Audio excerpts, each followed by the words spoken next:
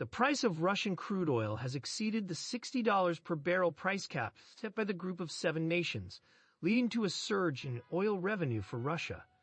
This breach of the cap highlights the success of Russia and its allies in restructuring the market to circumvent the limits and capitalize on price increases for oil transported outside the cap program.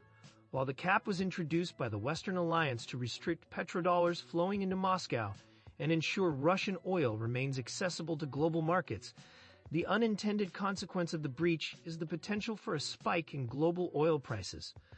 Under the cap system, companies can only transport Russian oil if they pay less than the threshold price, otherwise risking the loss of key services such as insurance.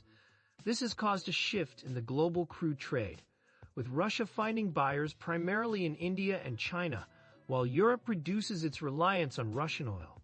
Russia has resorted to using aging tankers to transport its crude as it searches for alternative markets.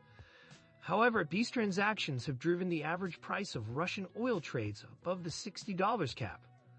The breach of the price cap raises concerns about unintentionally pushing oil prices higher. Shippers and insurers may become wary of accepting Russian cargoes that exceed the limit, thereby tightening supplies and potentially driving global prices upwards. While the U.S. Treasury Department believes the cap is working, pointing out that sales above $60 are not a violation if they do not use Group of Seven coalition services, the increase in revenue for Russia strengthens its ability to fund its war efforts. Despite the breach, Russia's oil revenue is still down by more than a fifth from a year earlier due to Western sanctions. In response to these sanctions, Russia pledged to reduce crude production by 500,000 barrels per day, using February output as a baseline.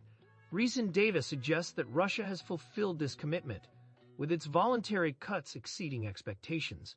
The country has also committed to reducing crude exports in August and continuing reductions at a tapered level in September. The International Energy Agency, IEA, attributes the strength of Russia's Urals crude to supply tensions for sour grades amid OPEC+ supply cuts. Additionally, Russia's refineries are experiencing an increase in demand following seasonal maintenance. The IEA predicts that export restrictions by Russia will further support prices. In conclusion, the breach of the price cap has allowed Russia to increase its oil revenue, which acts as a crucial source of funding for its war efforts. The unintended consequences of the breach include the potential for higher global oil prices and a shift in the global crude trade. While there are concerns about tightening supplies and restrictions on Russian cargoes, the impact on prices remains uncertain. What are your thoughts on this situation? Let us know in the comments below, and don't forget to subscribe to our YouTube channel and share this video on social media with others.